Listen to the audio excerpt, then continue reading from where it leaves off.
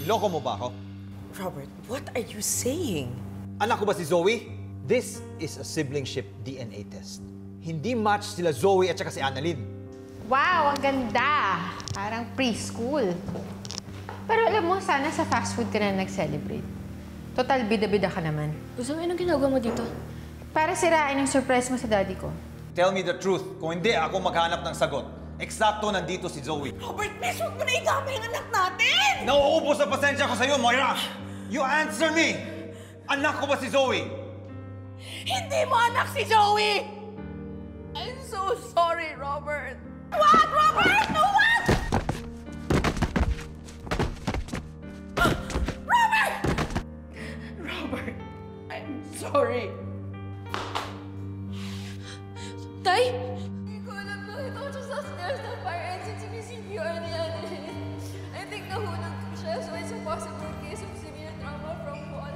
Ma'am, ako po yung asawa nung nadisgrasya sa fire exit nyo. Baka naman po pwedeng makita ko yung CCTV footage ninyo. Samahan ko po kayo dito po. How's my dad? Being comatose.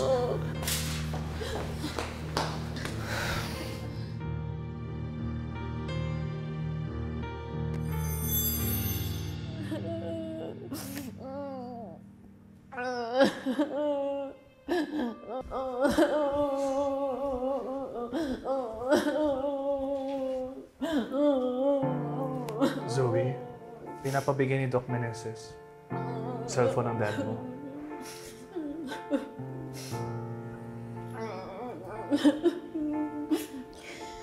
Zoe, ano nangyari? I know that resto. At may elevator yung building na yun. So why did he use the fire exit? Sira ba yung elevator? Hindi ko alam.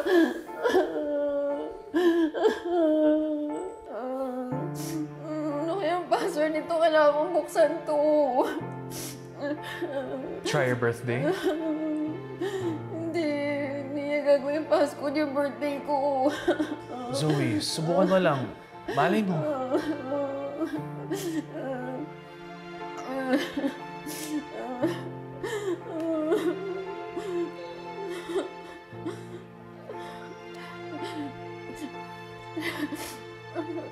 Roman, birthday ko yung password ni Dad.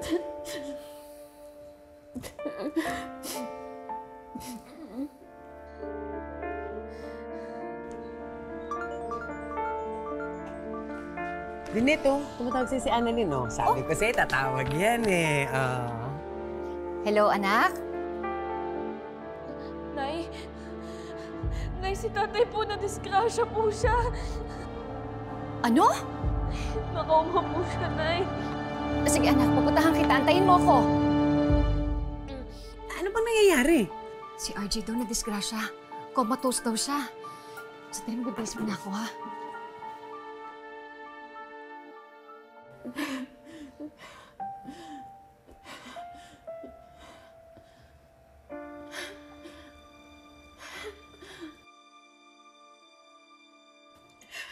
Now I know kung bakit nag-fire exit si Dad. Ang daming text ni Annalyn. Hindi niya na naantay yung elevator. Kasalanan ni Annalyn to eh. Zoe, paano naging kasalanan ni Annalyn? Ano ipagtatanggol mo pa siya? She did this! Kung hindi niya i-invite si Dan doon sa resto, hindi mangyayari to. And then this!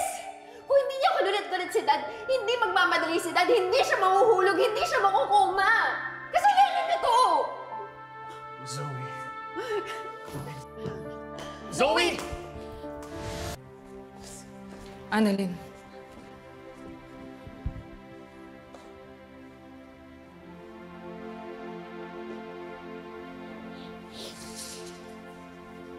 I heard what happened.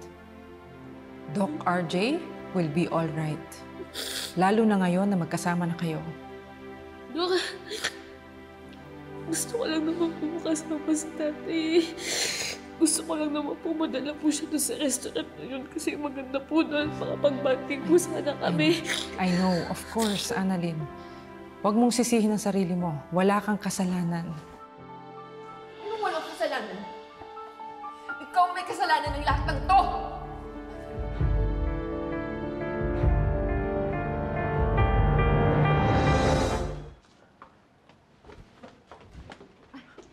Naku, ma'am, sorry po. Wala pa palang tao ngayon dito sa security office. Dito po kasi sa laptop na to nakasave yung mga files ng CCTV. Wala po akong access ngayon, ma'am eh. Ma'am, kailangan ko talaga makita yung footage na yan. Eh, ano ba namang klaseng building ito? Di walang tao dito sa security office. Kataon lang po talaga walang tao ngayon. Natawagan niyo na ba yung pulis? Iko-confirm ko po sa head ng security. Sandali lang po. Hanapin niyo yung footage na yan. I need to see that. Tatawagan ko na yung abogado ko.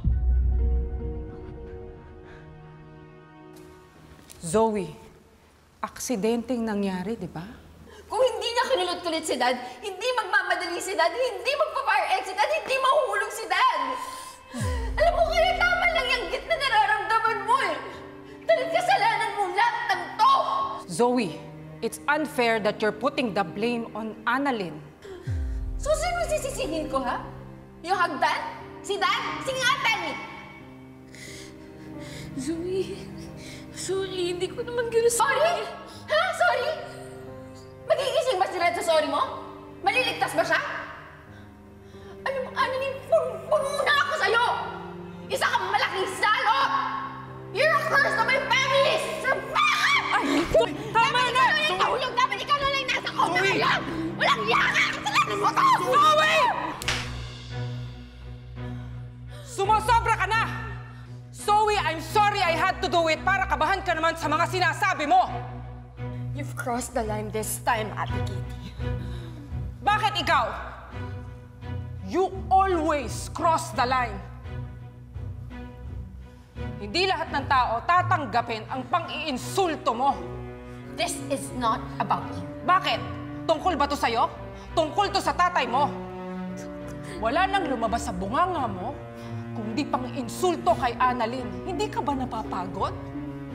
You think lahat ng galit mo will make your dad better? Ate Kitty, for once, ako naman yung kampihan mo. I have every right to get mad dahil ako ang original na anak. Original? Original? Ano to? Fake? Ano si Annalyn? Hologram? As far as I know, pareho kayo ng nararamdaman dahil pareho kayong anak ni Doc RJ. Can never win with you, right? Zoe, walang competition. Wala. Instead of trying to win, please have some compassion. Dahil pag lumala ang sitwasyon ng daddy nyo, we all lose. Ikaw, kahit kampihan ka pa ng buong Pilipinas, this is all on you, Annalyn. Kung may hiya ka pa, umalis ka na dito, lumayas ka na!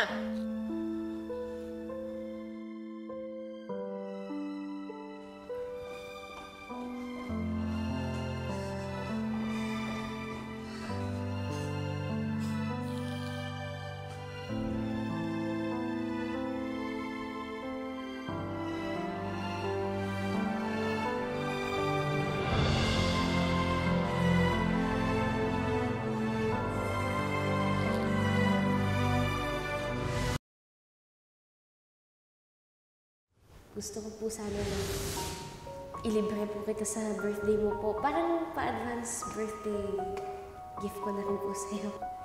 Talaga? Opo. Libre po ba kayo sa Saturday? I know that I've been prioritizing work ever since. Ngayon naman, I want to prioritize yung anak ko. Para naman makabawi ako kahit papaano. So yes, it's a date on Saturday. Anak, maraming salamat.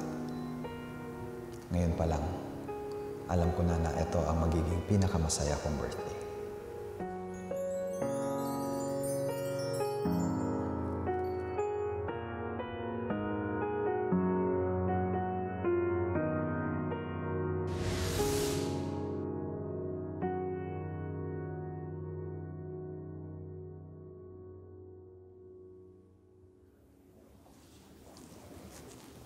Annalyn, uminom ka muna.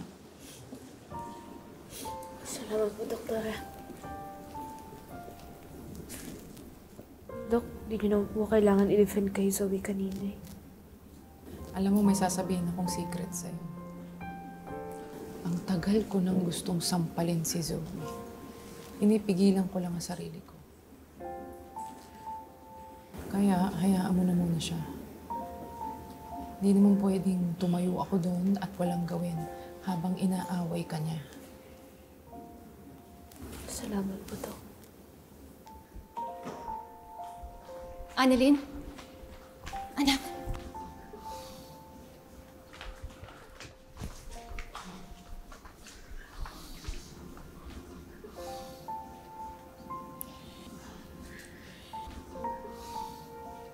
Ano nangyari sa tatay mo? Kasalanan ko po to eh. Paano mo naman naging kasalanan? Kasi tama naman po si Zoe. Kung hindi ko po pinilit si Dr. Nag na pumunta po doon, edi wala po siya doon, hindi po siya ma-aksidente. Gusto ko lang naman po na mabigyan po ng birthday treat si tatay eh. Nang makasama po siya bago yung birthday niya. Kasi di ba kapag sa birthday niya, mabibisi po siya so hindi kami magkasama. Tapos naman po yun nangyari. Anak, wala kang kasalanan. Huwag mong sisisihin yung sarili mo, ha?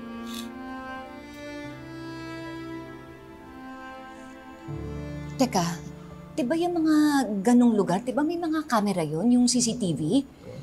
Eh baka pwede nating matingnan yun para malaman natin kung ano ba talaga nangyari sa tatay mo. Nang sa ganun, hindi ikaw ang sisihin ni Zoe. Ano mo, tama nga, pwede yun. No? Parang sa news.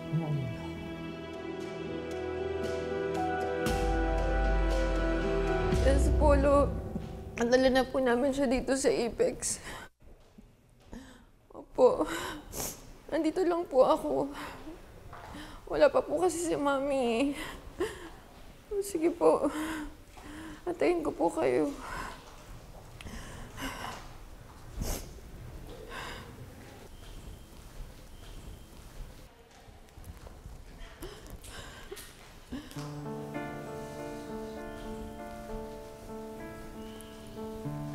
Hindi ka pa umaalis. Sinama mo pa yung buong pamilya mo. Zoe, huwag ka namang magalit kay Annalyn. Ano po bang gusto niyo? Zoe, naisip lang namin bakit hindi tayo humingi ng tulong sa mga pulis. Tingnan natin yung CCTV ng building para malaman natin kung anong nangyari kay tatay. Bakit? Para saan pa? Alam mo, naghahanap ka lang ng masisisi dahil alam mong ikaw may kasalanan nito. Zoe, naiintindihan ko kung anong nararamdaman mo. Pero sana, huwag ka naman magalit kay Annalyn. Huwag mo naman siyang sisihin kasi hindi naman niya gusto yung mga nangyari. Pasensya na ho, pero wala ho kayong say rito. Kung akala nyo may foul play or may tumulak sa kanya, nagkakamali kayo. Mabait ang daddy ko, wala siyang kaaway, wala siyang kagalit para may tumulak sa kanya. Kaya pwede ba umalis na kayo?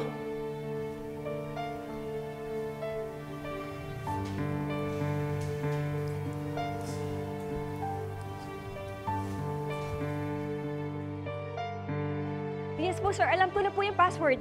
Opo. I-access ko na po ngayon. Oh my God. Nasaan na yung laptop? Miss! Asan na yung footage na hinihingi ko? Ma'am, nawawala po yung laptop eh. What? Po, Anong nawawala? pasensya na po, nawawala po pagbalik ko lang dito. Nagdadahilan lang kayo dahil ayaw niyo ipakita sa akin eh. Ma'am, hindi po. I need to see that footage kundi didemanda ko kayo. Sorry po, ma'am. Ma'am, sorry po.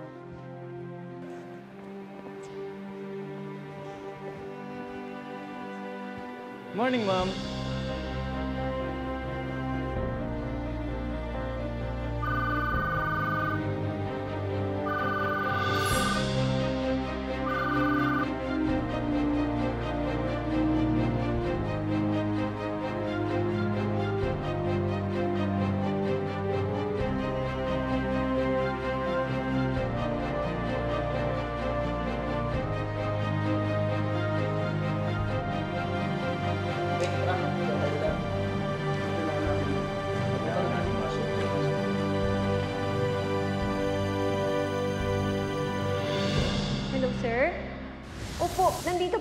asawa nung na-aksidente.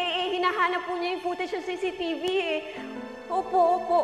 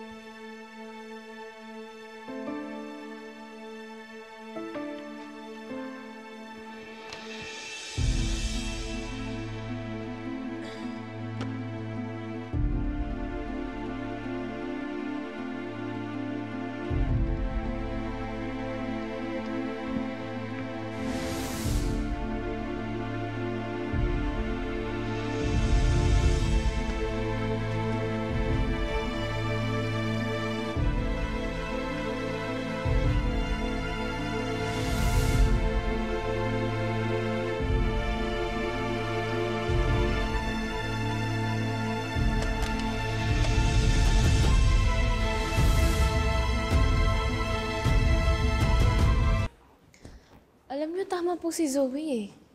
Bakit pa po natin ipapacheck yung CCTV? Wala naman pong tutulak kay Dr. Tanyag. Wala naman pong galit sa kanya. Meron. Si Michael. Siya. Wala naman akong ibig sabihin. Kunyari pa kayo, Aling Susan. Hindi naman ho ganun kasama si Michael, tsaka nagbago na ho yung tao. Oo nga. Chang, tigilan niyo na ho si Michael. Ganito na lang. Pupunta na lang ako sa building. Baka sakaling pwede kong makita yung CCTV. Tsaka sigurado naman ako may mga pulis na doon. Josa, Cromwell, samahan niyo ako. Chang, kayo na po munang bahala kay Annalyn, ha? Ay, ingat po kayo. Balitaan niyo po ako. Sige, sige. Ingat po kayo. Oo, babalitaan kita, ha? Balitaan niyo po ako. Ingat kayo. Halika na, puntahan na natin. Ay! Ba? Can you please watch where you're going? Ano bang ginagawa niyo dito? Pinuntahan ko lang po si Annalyn at saka nadoon din po si Zoe. Nabalitaan ko po yung nangyari sa asawa ninyo. Comatose po pala si RJ. Ano ka? Feeling asawa? Huwag mo nga ipagmalaki sa akin na nauna ka pang bumisita dito. Ma'am, hindi naman po ganun yun. At saka, Ma'am Moira, saan ho ba kayo nanggaling? Kasi kawawa naman ho si Zoe. Kanina pa ho iyak ng iyak doon mag-isa. Kailangan ko ba ibigay ang schedule ko sa'yo? Hindi niyo na maalam ang pinagdadaanan ko eh. At yung anak mo ang dahilan kung bakit na-aksidente si Robert. Ma'am, huwag niyo pong sisihin si Annalyn. Sa katunayan nga po, pupuntahan po namin yung building.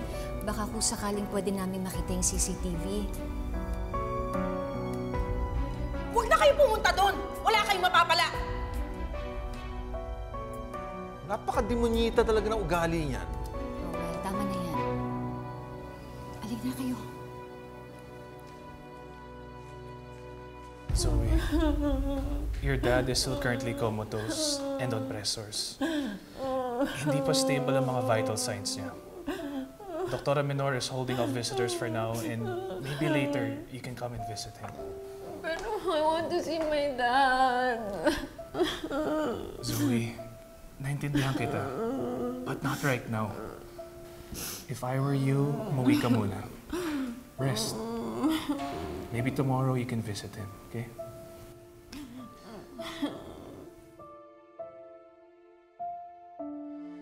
Bakit ang kulit mo? Pinaalis na kita, di ba? Alam mo, ipapaban na kita para hindi mo na makita si Daddy. Pwede mo bang gawin yon? Oo naman. Zoe, sandali lang. Tatay ko din siya. Nag-aalala ako para sa... ka na! Zoe, hindi ako alis hanggat hindi ko nakikita yung tatay ko! Hoy! Kayong dalawa, pambihira kayo. 50-50 na yung tatay nyo, ganyan pa rin kayo. Nagbabangayan, pagpuntugin ko kayo eh. Zoe, nasa mami mo? Hindi ko po alam. Kayo na ko pa tinatawagan. Hindi siya sumasagot eh. Sabi niya susunod siya dito pero... Di ba ikaw yung kasama niya kanina? Asan siya? Zoe! Anak! Si Dad! Mami, si Dad comatose. What?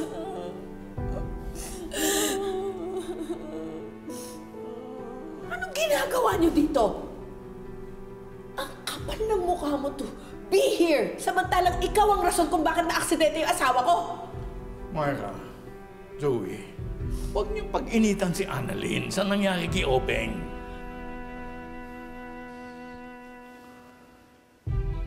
Pero Iha, siguro nga mas mabuti umuwi ka na muna. Magpahinga. Ako na dito. Babalitaan ko na lang kayo tungkol kay Obeng. Ha? Tara na.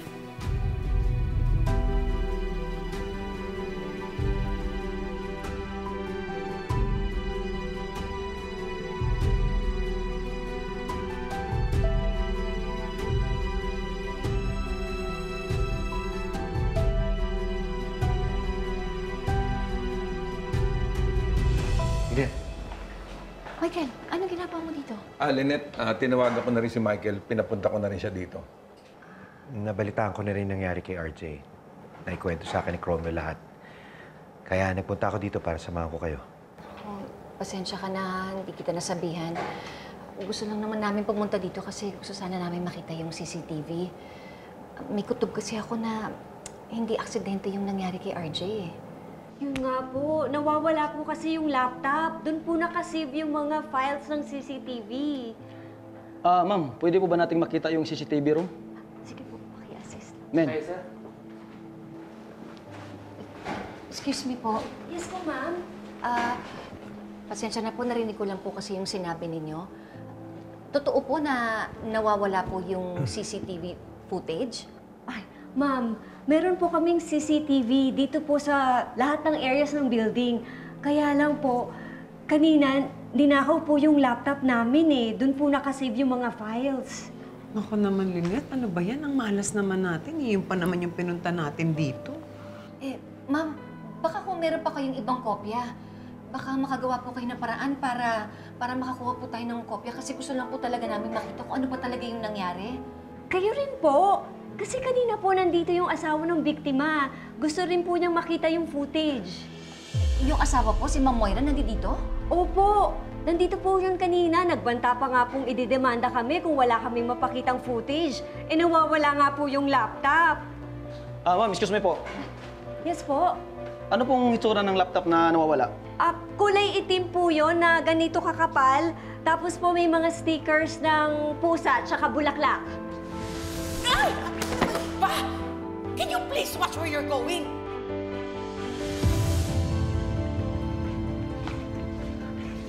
Lynette, yung laptop na sinasabi niya, yun yung nakita ko sa bag ni Ma'am Moira. Ano? Sigurado ka ba? Sigurado ako. Di ba nagkambanggaan kayo, tapos nahulog yung bag niya. Tanda ko yun yung mga may bulaklak, tapos may sticker na pusa doon sa may taas lang. Teka, hindi naman kaya kinuha ni Moira yung laptop?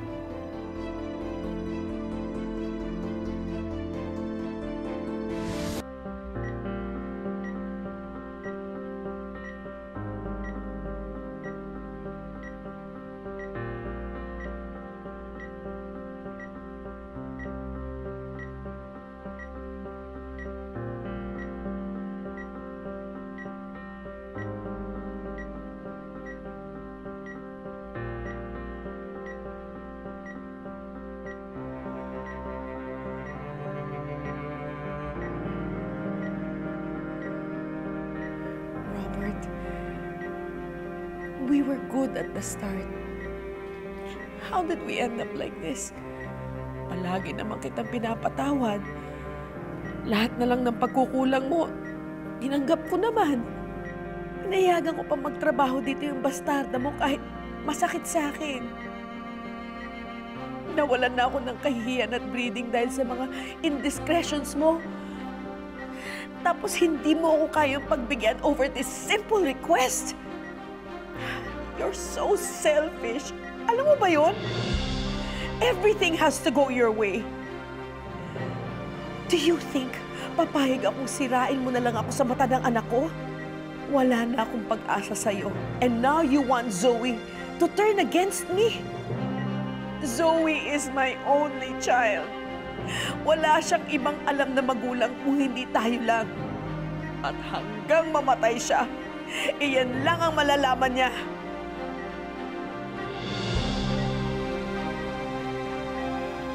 I'm so sorry, Robert. I hate myself for wishing this. Pero ayoko sanang magising ka muna. Because I know, pag nagising ka, all hell will break loose. You will never forgive me. Ipakukulong mo ko. Tapos tatakbo ka kina Ninette at mas pipiliin mo si Annalyn over Zoe. And I will never let that happen.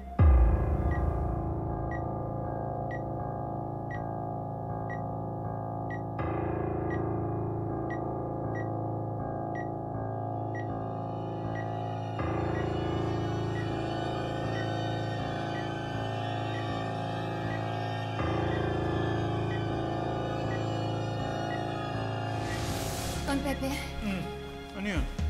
galing po kami dun sa building kung saan nangyari yung aksidente. Nawawala po yung laptop. Nandoon po yung CCTV footage. Yung po sana magbibigay sa atin lahat ng linaw kung ano ba talagang nangyari sa anak ninyo. Ayun! Ang linaw, di ba? May nagnakaw. Ibig sabihin, may ayaw makakita.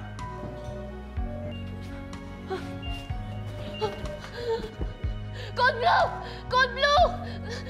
Code Blue! Ikaw ang